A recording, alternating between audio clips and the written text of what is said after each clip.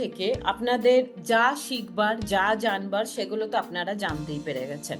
আমি চাইবো কিছুক্ষণের জন্য, যতক্ষণ আমার ভিডিওতে আপনারা শুনছেন সেই টাইমটুকুর জন্য আমার পয়েন্ট অফ ভিউ থেকে একবার ভেবে দেখুন। যদি আমরা একটা ছোট্ট হিসাব লাগাই তাহলে আমরা দেখব যারা মাস্টার ডিগ্রি করেছে, আমি তাদের জন্য বলছি 1 থেকে 12 12 বছর আমরা পড়াশোনা করছি।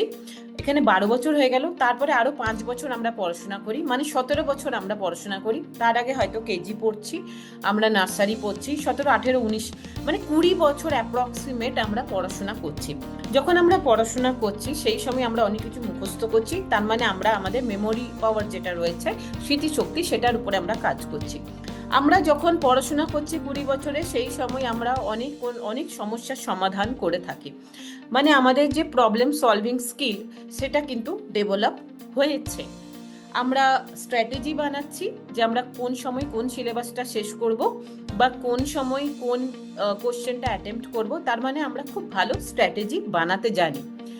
এবং আমরা হয়তো এক্সামের দিনও হয়তো অন্যের খাতা দেখে কপিও করছি, সেই সময়ও কিন্তু আমরা আমাদের মধ্যে একটা নতুন স্কিল ইনকালকেট করছি, সেটা হচ্ছে যে আর্জেন্ট টাইমে কিভাবে আমাদেরকে রাস্তা বের করে ওই সমস্যাটা সমাধান করতে হবে, তাই না?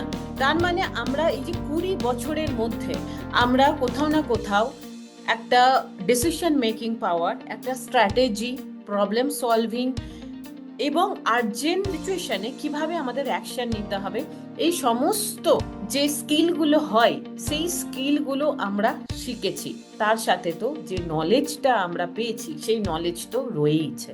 মানে এখানে আমরা এটা দেখতেই চাইছি না যে আমাদের মধ্যে কি কি স্কিল রয়েছে আর সেই স্কিলগুলোকে আমি কোন কোন দিকে ইউজ করতে পারবো। আমরা শুধুই অন্যের ভরসাতে বসে আছি।